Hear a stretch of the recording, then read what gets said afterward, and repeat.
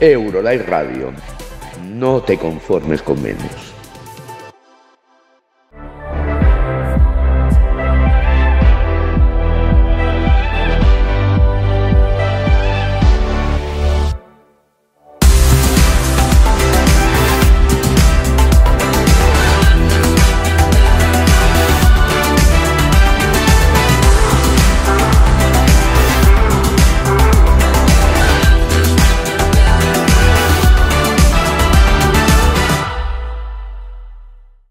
We're here in the show with another year with Gustav Dahlander, who owns the Mellopedia. That's kind of Wikipedia about all the information you need to know about the Melodifestivalen.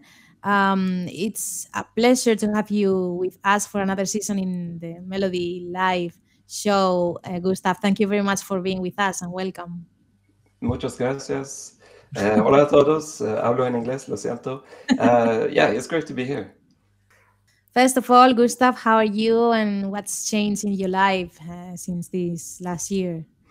Well, thanks for asking. Yeah, I'm great. I'm really stoked for Melodifestivalen this year, and Mellopedia is doing great. The traffic is amazing. The interest is huge. And in Sweden, generally, everyone are extremely stoked for Melodifestivalen.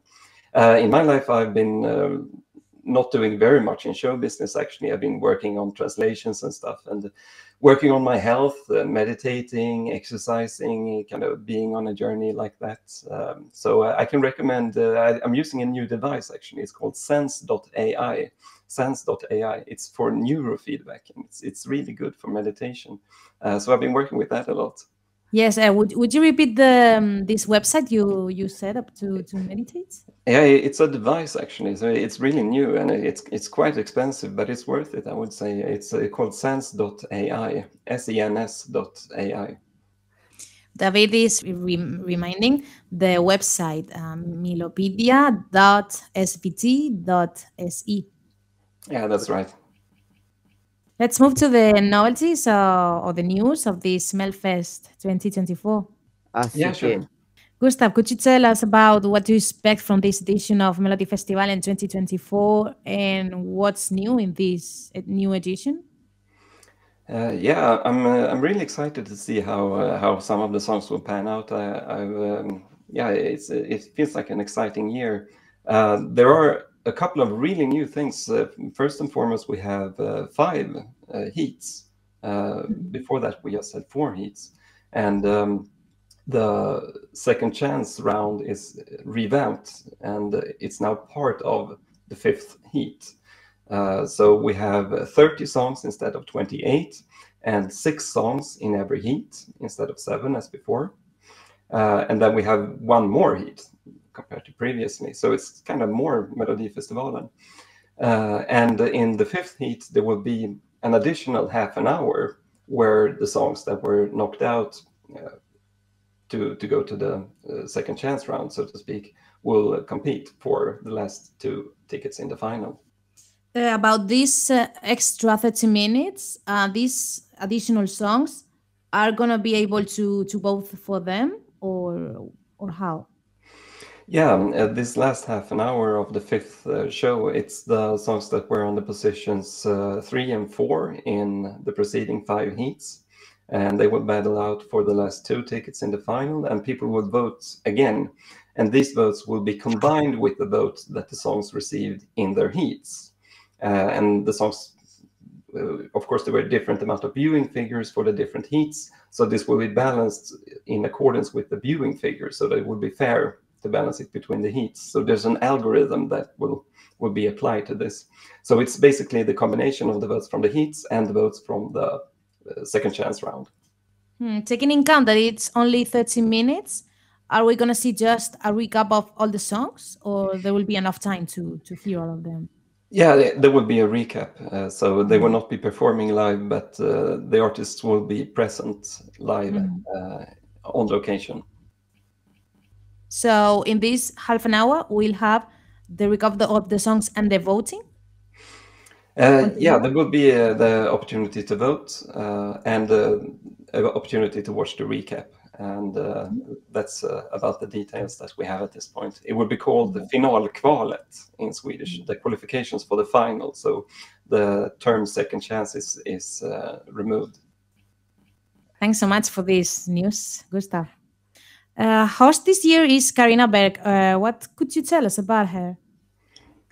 Well, Carina Berg is an extremely well, she has so much routine as a host in Sweden for TV shows and podcasts, and she's a humorist. She's a journalist.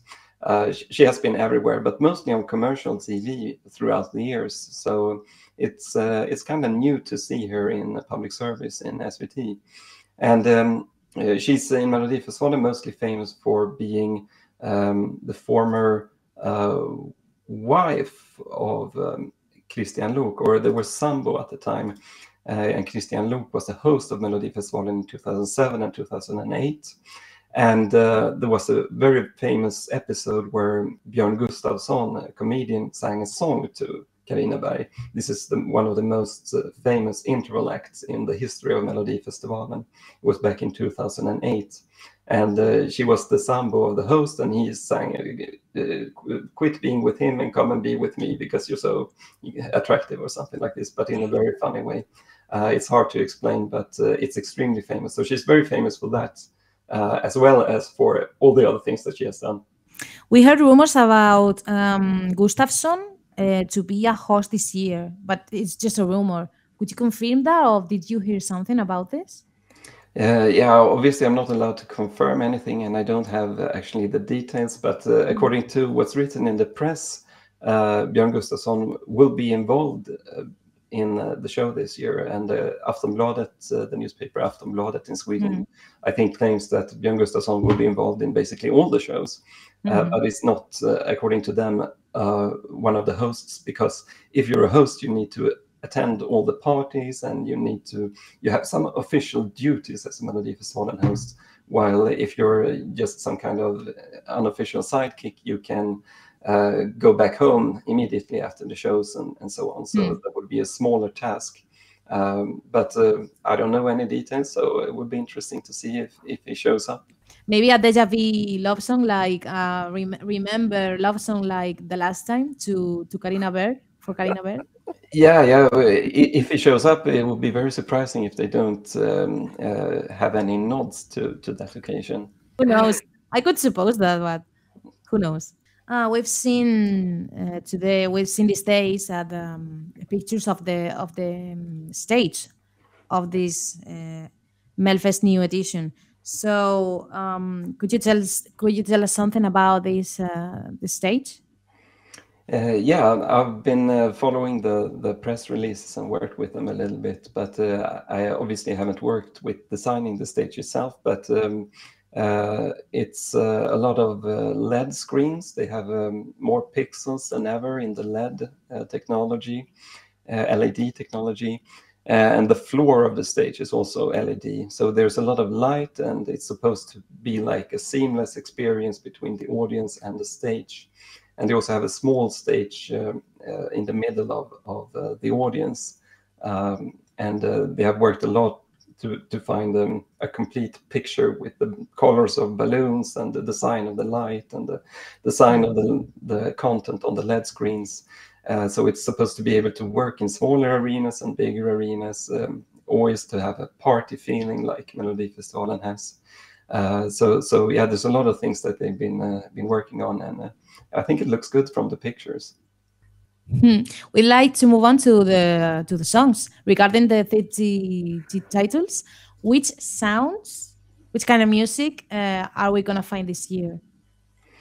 Well, as always in Melodifestivalen, it's supposed to be kind of everything, from Swedish pop to like more old-fashioned music to more modern, very contemporary stuff, more heavy pop music and some rock music, and yeah. So something that's a bit new this year is that we finally get some Afro pop or Afro beats with I guess Sijo and Chelsea Mucho. So we have 2 entries with this Afrobeat that is big internationally. It hasn't really had a breakthrough in Sweden, so we see what happens with these ones. And apart from that, it's kind of interesting to notice that we don't have any former winners coming back this year.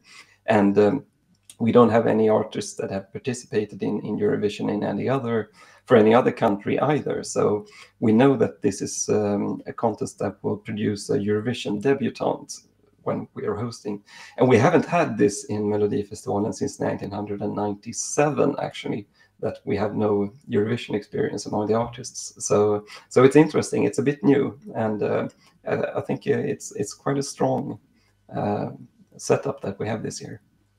The songs, could you see any of them competing for the top 5 in the Eurovision Song Contest? Yeah, I have to say that. Definitely. I'm kind of looking at the titles now to see, but the answer has to be yes. It would be kind of dull to say no, but and obviously, definitely we have top 5 songs here potentially. Mm-hmm. Among the 5 hits of the contest, what do you think is could be the most interesting one to follow, or which one's your favorite? I kind of felt really excited for the first heat generally, but also maybe the third heat will be very interesting for different reasons that I can't detail, and maybe also the 5th heat. And the others too. maybe the first heat, maybe partly because it's number 1 and you're mostly excited, and also number 3, I would say then. Okay.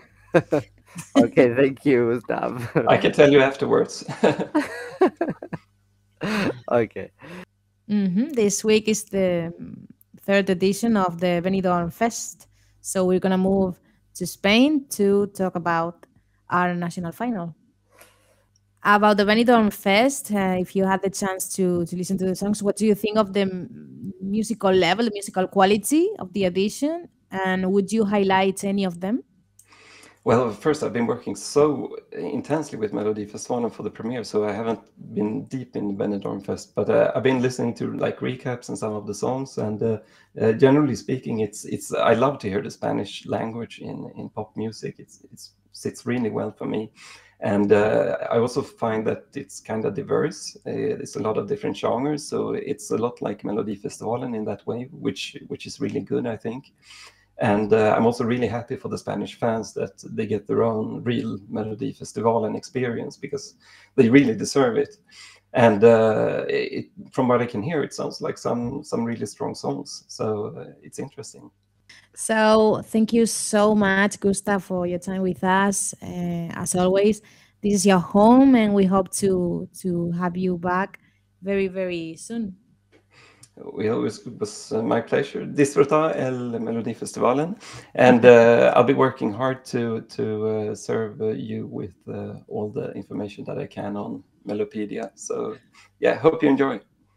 I'm saying to David and commenting that some programs, some recordings we do about, I don't know, artists from the different hits, we search that information from Mellopedia. So Mellopedia is really useful and present on our program.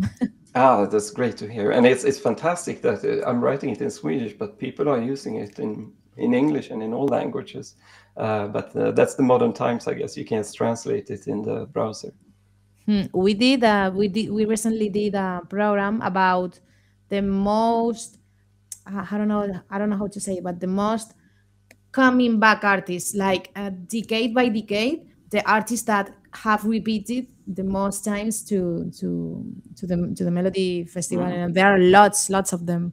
Tack så mycket. Yes, Tack så mycket. Okay. Bye. Bye. Thank you. Bye. Hej då.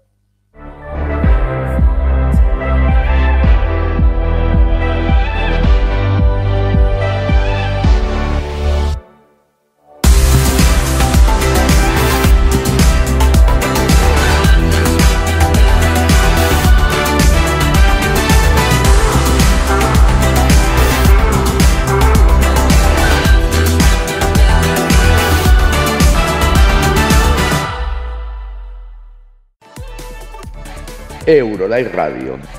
No te conformes con menos.